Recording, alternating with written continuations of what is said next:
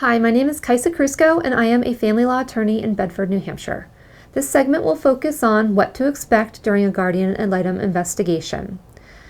When a court appoints a guardian ad litem, the court will issue an order called Order of Appointment of Guardian ad litem, and this will provide you with the name of the person who will be the guardian ad litem for your children.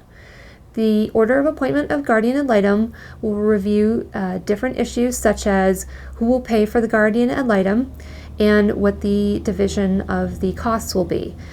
Sometimes this could be 100% payment by one parent. It could be a 50-50 split. It could be a 25-75 split. It will be based on a division that the court thinks is equitable after reviewing each parent's circumstance. Once the court issues the Order of Appointment of Guardian ad litem, the guardian ad litem's office will receive the order of appointment and will process the next step. The next step will be for the guardian ad litem to send out an initial introductory letter. This will usually explain the guardian ad litem's fees and policies, and also provide the parents with each a questionnaire that they will need to complete.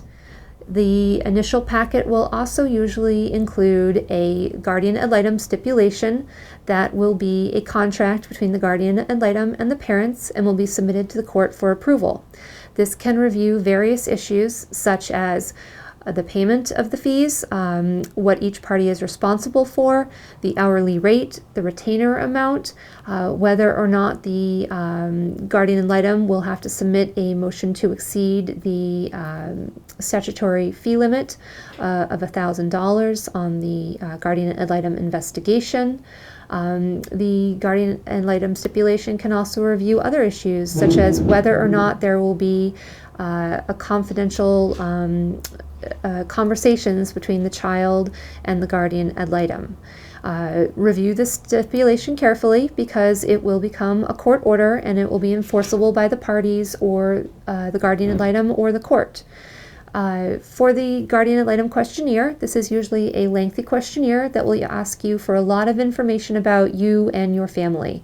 It will usually ask you for background information such as your education, your living history, where you have resided, your employment information, your relationship history. It may also review various things such as drug and alcohol use by either parent. It could review issues such as the child's teacher, who the name of the teacher is, the pediatrician, a mental health professional. It will also ask you to provide for references, and these are important information to get correct. They're not necessarily going to be just character references.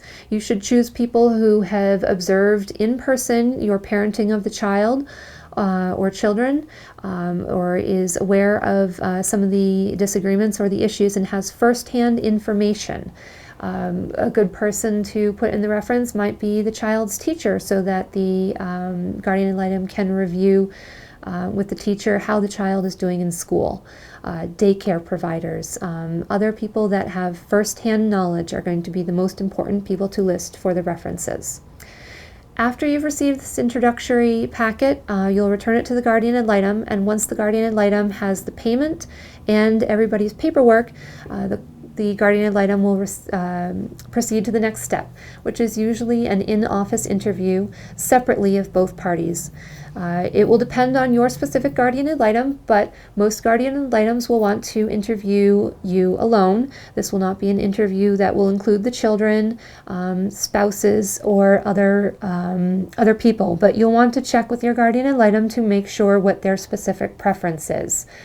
After you've had the in-office interview, the guardian ad litem will usually then conduct a home visit, which means that the guardian ad litem will go out to your home, meet the children, meet any significant others or spouses that you may have living in the home, and get a feel for what family life is like in your home.